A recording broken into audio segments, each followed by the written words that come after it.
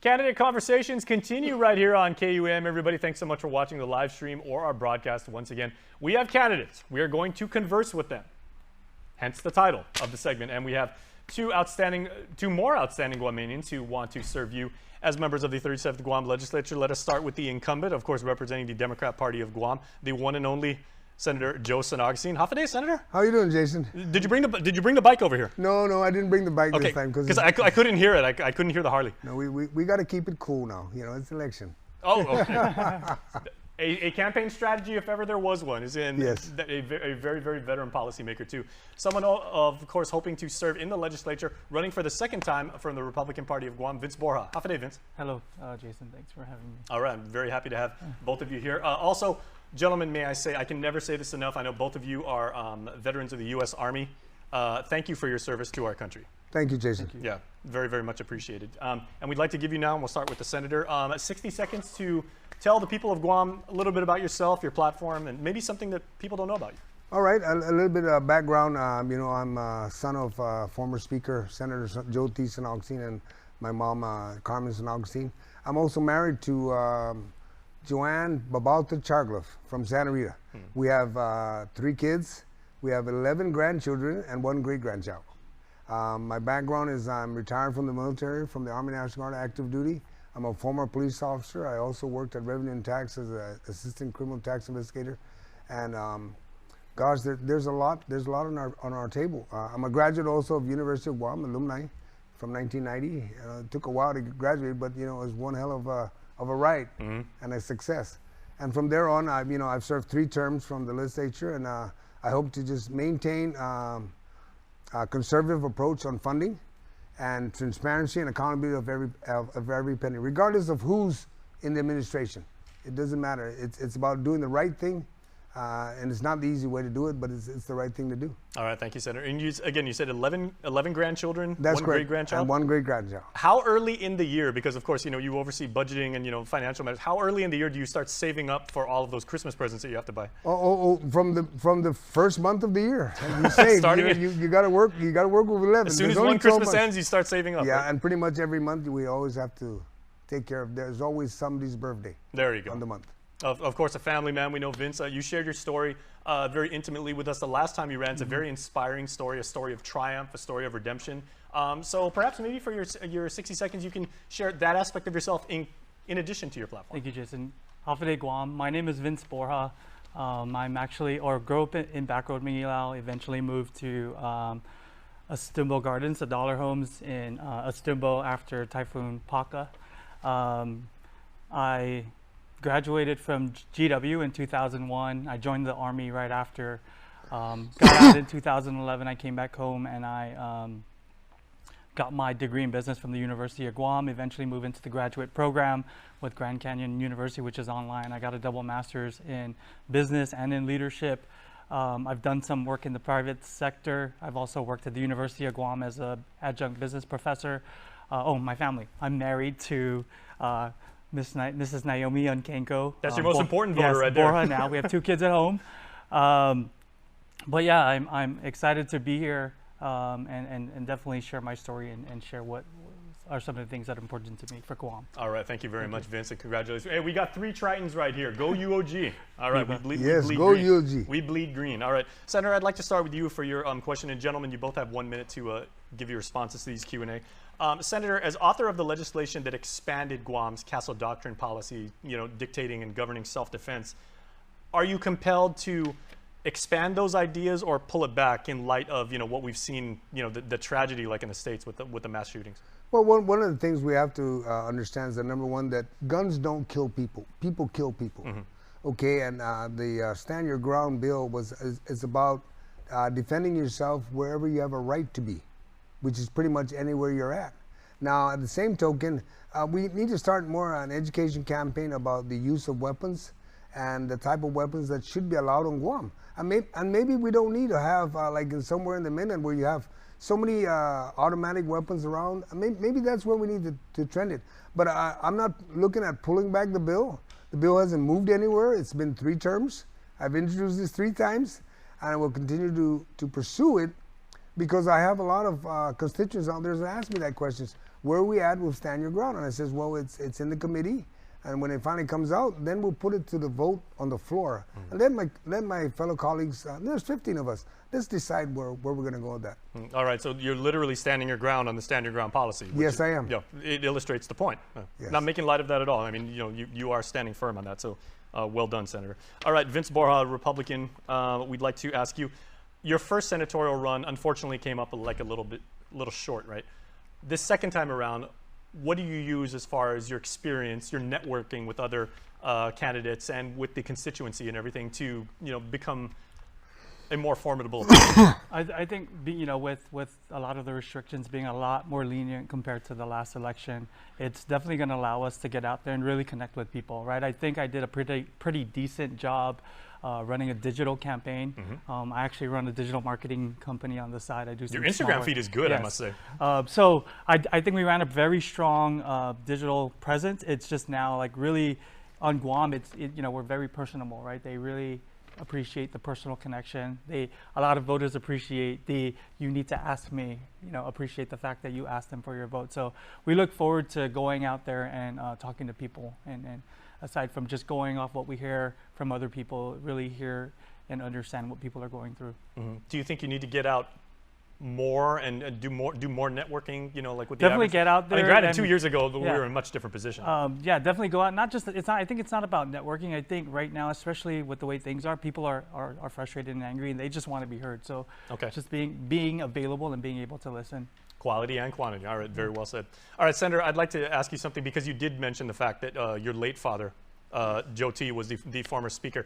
That's something we have in common because I, of course, lost my dad too. My dad was a former senator, and I'd like to ask you if you could converse with your dad, maybe not only as a parent, but also as a very long-term, tenured, experienced policymaker. What would you ask him?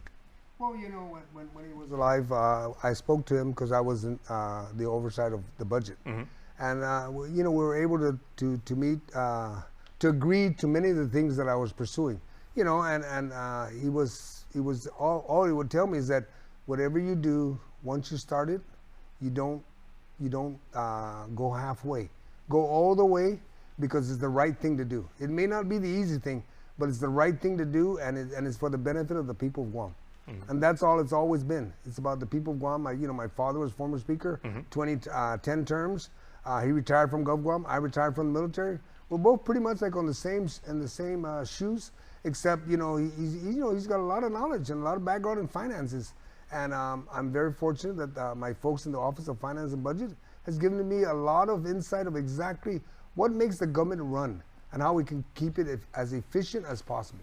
I think about my dad like all the time. I was like, what would I ask him? And particularly, would I be the 48-year-old I'm right now, or would I be like that 12-year-old kid asking him again, how do I mow the lawn? I don't even know how to start the lawnmower. So, but that is something we have in common. So thank you for sharing, Senator. All right, Vince Borja, your question. As one of our island's cherished veterans, again, you served in the U.S. Army. How will you advocate to get the benefits that those who wore the uniform of any branch of service, they're very much shortchanged, and this is a very long-standing issue. How will you use your role as a vet to represent your fellow vets? I think as a senator, or even just as a veteran, period, on Guam, really, whether it be at the legislature or with our congressional office, is really how do we put pressure on the federal government to do their job, right? Ultimately, when I thought about this in the last election, it was how do we, locally, how do we make up for that shortfall? But that's just giving the federal government an excuse to take their time on trying to solve a lot of these issues. I will say, though, that if there's one thing that I can do and I like to do if I was given the opportunity, is being able, I've helped many people fill out benefits online or file for their claims. It's for me, I think, because I'm a lot more tech savvy, it's a lot easier for me to help others, but be able to help, even just assist people with getting their claims processed, because that really is the big problem. And then the other thing is records, right? And I know that's one of the other issues that we need to put more pressure on the federal government, is how do we get veterans access to their records? And may I ask, Vince, we got a couple more seconds, but when you finished your career with the military, what rank did you finish at, and what was your MOS, your military occupational specialty? I was in logistics, and I got out as a staff sergeant, which is a E6. Okay, is logistics, is that quartermaster division? Yes, that's quartermaster. Okay, yes. And Senator, your rank and your MOS. I was a master sergeant. I was an E8, and E8. I was also in logistics. Oh, very nice. Yeah, okay. logistics is a major program to be in. We got quartermaster guys here. Yeah. Very fun. Very well. All right, Senator, your final question. If indeed elected again, do you wish to continue your work overseeing the budget, or do you maybe want to give another senator like a crack at it, you know, for lack of a better term, and then maybe move on to another endeavor that you think needs your attention, like Veterans Affairs? Well, you know, the issues that you mentioned about Veterans Affairs, I've supported the Gold Star. I've supported every veterans organization that exists out there. As a matter of fact, there's one that approached me yesterday. Retired First Sergeant Benavente talked about the Independent Veterans Association to build a monument, and we're focusing on that. Now, on the issue of the budget, when it's determined who is in the majority, then that committee, you know, that group of senators will determine what committee they'll get. So if I was fortunate enough to get the Office of Finance and Budget, great. But I'd also, like I've done in the past, I've also invited Republicans and fellow Democrats to join the committee so we can all work together as one, because it's not about Senator Joe Snox. It's about all 15 of us coming to terms of exactly what we need to do to help the people of Guam. What would be your personal preference? So do you want to continue to work on the budget, or? Well, I enjoy working with the budget because we get to see exactly what's going on in the government. And we can, you know, like I've always mentioned, transparency, accountability, and bringing some efficiency in the government of Guam. And bringing as much help and assistance to the people of Guam is one of the key things we need to do in the legislature. All right, very well. Okay, Vince, your final question is, you know, you've got a very impressive background in entrepreneurship. You know, you mentioned your digital savvy. Your LinkedIn profile is quite good, I must say. But you're humble and everything, so you're like, come on, James. But given your experience in entrepreneurship, you know, your love for creating value and passing that on to somebody, whether it be, and you know, you said you've assisted veterans, you know, addressing a customer, solving a problem, what have you. How do you use that mindset and that entrepreneurship approach to getting us back to hopefully a point of prosperity in the private sector on Guam? I think one thing that we don't talk about, or at least, you know, I tried to do this before the pandemic started, was the gig economy. Not sure if anybody, you know, not too many people are familiar Uber, with DoorDash. Yeah. And I think that, you know, Guam and its location, we have the internet, right? And I tell a lot of, when I taught at the university, a lot of students is, you know, if you want to make money now, right, there are many different opportunities on the internet, legal, of course, right, to generate some kind of income, whether it be creating a website and drawing traffic to it, whether drop shipping, right, or creating a product and selling it on there. I always tell people who sell products on Guam, right, it's easy to just create a website. If you need help on trying to draw traffic to it, you know, I can help you with that, even free traffic, but definitely focus on how we, with our generation coming now, is how do we create, you know, that extra income outside of just relying on our local industry. And so that's something that I think that I could bring to the legislature. I can tell you've done a lot of work in logistics when you're using terms like drop ship, just in time delivery, things like that. All right. So I'm excited for that. Do you think that approach, now that you bring it up, you know, with drop shipping, you know, all of these techniques and these philosophies and methodologies that work in the shipping industry, can you kind of bring that attitude towards policymaking? Can you say, you know, we may have just in time bills, or we may have like... Definitely, because if it's one thing that I've learned through the military and the private sector is that I think, and in leadership, you know, that's another thing that I like to do on the side, right? I've done some John Maxwell stuff, is that if it's one thing I've ever learned in leading organizations or leading people, that it's never really about the lack of resources, right? I think it's the ability to be resourceful, right? It's always, I think for me, like even now where I'm at, and with the people that I work with, you know, it's never like, we never focus on the problem. It's always, what is the solution? What can we do that if it has to get done, it's just like if the government needs to provide a service, how can we provide the service, right? Are there going to be tough decisions that need to be made? Are there going to be tough questions that need to be asked? And I think those are the things that I could bring to the table. Because if it's one thing I learned in leadership as well, is that most leaders avoid the tough questions, right? And avoid the tough conversations. And I want to be able to start those conversations, or at least, join in on the conversations. Okay, well, Senator, now that you've disclosed that you were an E8, I mean, you were a leader of men. That's like, correct. yeah, like literally. And I was scared of people. I can't.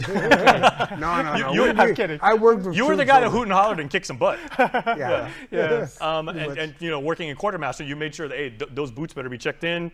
That's right. The helmets better be in line. So the troops are fed and everybody. So what are your thoughts on on leadership at the public policy level? And I mean, you're running an office. You're also one of 15 that's in theory supposed to work together to make decisions that are for the best of the community. So when it comes to being a leader and also being part of a team, what's your Well, approach to that? I believe, if you're a true leader, number one is how to convince people to the ideas that you believe in, or even be able to share their ideas and coming to the table as one. Like Vince brought up, if we can all come to the table and we may not agree when we first walk in, but we can sure agree when we leave exactly what direction we need to go. Not make the excuse of we can't do this. No. There's always a way to do things, and we got to be able to convince ourselves that we got to be willing to do it. Step up to the plate. I mean, you're running for office. Be willing to go in there and get to work. I mean, when I first won, my office was open on the day of inauguration, and it'd be no different. And I asked every candidate that's running, when you win, be ready to open on the day of when you an inauguration. And then with leadership, it's all about just convincing everybody of what's the right thing to do. It's never about the easy way to go, but doing the right thing is the best way to go. Mm-hmm. Okay, so real quick, guys, I want to give you guys the opportunity to tell the community something that they may not know about you, specifically when it comes to food. Either what you like to eat, what you like to cook, and if you're going to talk about a recipe of yours, like we'll start with you, Vince. Go into exhaustive detail as you can when it comes to like making like an incredible dish and everything. Like when it comes to the Borja household, what do you make? Well, a funny story that I like to share when it comes to food is that I grew up poor, right? And that's always my line. Like, I'll eat anything because I grew up poor. But obviously, working my way out of poverty and being able to buy. When I remember joining being in the Army, people always ask, how like now today, how did you learn how to cook? And it's crazy because when I was in the Army, I had to cook in the barracks, and in the barracks you had a kitchen that you shared with everybody, and I didn't like to go to the kitchen, so I would cook in the microwave. Like I would make safal in the microwave. So I know how to cook food in the microwave. Most Chamorro food, I've cooked rice in the microwave, but I like to eat a lot of Chamorro food just because of I was in Europe actually my first tour, so I was forced to eat a lot of Chamorro food, and so that's I can cook in the microwave. I think that's interesting. There you go. When on any given day, you'll always see the good senator over at King's, really, really chowing down. So, Senator, your thoughts on good food? Well, on good food, we have to remember that there are many restaurants on Guam that have great food. You got King's, you got Shirley's, you've got Ruby Tuesday, you got Sakura. One Japanese dish, that's where you go. But the kind of dish I like the most is chicken. I'm into chicken. Pretty much, you can't really mess up chicken other than not cook it. That's the only thing you can mess up on. Mm-hmm. But you got safal. Vince brought it up. You make safal in the microwave. But you know what? I believe, and my wife and I, we do this a lot. We take turns in the kitchen. Whoever gets the kitchen first gets to cook. And you just do it. You just do what we need to do, and we'll cook chicken, we cook fish. We're into a lot of seafood. The wife's into a lot of vegetables, and I'm the opposite. I really don't care for vegetables. But there's always chicken on the table. There's always fish. There's always seafood. Very nice. And it's all about, and you got a lot of restaurants here in Guam. So I'm not gonna fault anyone there. Ben and Yan is a great place. It's internationally known now. Oh yeah. And then we go to Roots a lot. So there's quite a few restaurants out there. My parents and I, we used to, with my wife, we'd go to Hilton and Nico. So there's a lot of places to go. All right. Well, thank you both, gentlemen. All right, you guys are making me so hungry right now. Okay, I'm gonna take a quick commercial break. I'm gonna order some lunch on Uno Go because you guys were just like talking about chicken and talking about microwave rice and everything like that. Stay tuned because we will wrap up the show like right after this. I'm gonna order some food from Uno Go, so stay tuned. As the Decision 2022 race shapes up, keep it with KUAM News for all the news you need to know as you head to the polls. From weekly candidate profile analysis on the Hub on KUAM News Hotspot to our online candidate directory on KUAM.com, special features on KUAM Digital and KUAM News Primetime, plus live coverage of forums and debates. We're your one-stop source on every platform. Stay informed with KUAM News, your news leader, the voice of the Marianas. Join Jason Salas and the KUAM News team live from the Liberation Parade route for a special edition of KUAM News Hotspot on Thursday, July 21st at 11 a.m. This live broadcast on KUAM TV8 and live stream on our Facebook page and YouTube channels will feature interviews with parade goers, dignitaries, special looks at village floats, and stories about our commemoration of Guam's liberation from World War II Japanese occupation from Guam. Stop by our live broadcast of the parade route, take a photo with our friends from Pepsi, and receive a special souvenir. This special edition is brought to you locally by Pepsi. That's what I like. Lunches, snacks, we got diapers for baby girl. Oh, 7:15, we gotta go. Bread, milk, gas for work. Remember to grab Joe Boy a birthday present.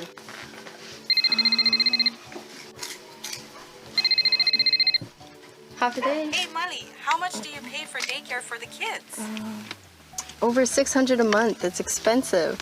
Did you hear about the governor's program that covers up to $675 a month for childcare? Wow, that would be a lifesaver with the rising costs of everything. Check guamchildcare.com to apply. We qualified. I even booked an appointment for someone to walk me through the process. guamchildcare.com. Okay, thanks. I'll apply today. This ad is paid for with federal funds administered by DPHSS. We're serving up lunchtime giveaways with Uno Go throughout the month of July on KUAM News Hotspot. Watch us live on KUAM TV8 or any device at 11 a.m. Monday through Thursday for the daily foodie trivia question. Share your answers in the comments on the Facebook live stream or by sending us a direct message via the KUAM News or Uno Go Guam Instagram accounts. Correct answers will be placed into a random weekly drawing for the Uno Go credit of $25. No purchase necessary. Must be a Guam resident or registered Uno Go user to win. Visit uno-go.com or download the app to register and get food delivered to your home or office today. Mark your calendars for the Father Duenas Memorial School Annual Reunion Gala, Saturday, July 16th from 6 p.m. to 10 p.m. at the Phoenix Center in Ta'i, Manila, featuring live entertainment, a beer and wine garden, and a fry raffle with an array of excellent prizes. Tickets are $100 per person with VIP tables available for reservation. A special night to reunite, reminisce, and have a great time. All alumni, reunion classes, and guests are invited to attend. For more information and reservations, please call 671-734-2261 or 3 or visit www.fatherduenas.com. All proceeds benefit the FE Endowment Foundation, a 501c entity. Special thanks to all of our sponsors. See website for complete list of sponsors. All right, everybody, thanks so much for watching. Senator Joseph Agustin and Vince Borja saying goodbye. Gentlemen, final words. Yes, I'm number 9, and I humbly ask for your support. Hi, Vince Borja, number 9, Republican on the side, and I'm on the Republican side, and I humbly ask for one of your 15 votes. Thank you. All right, and I'm Jason Salas, and I'm super hungry, and my food's on the way, so thank you to our friends from Uno Go for making that happen. And thank you for watching. Thank you for your comments. Thank you for your engagement on social media, and we'll see you next time. This has been The Hotspot. Take care, everybody. Viva Guam. Viva.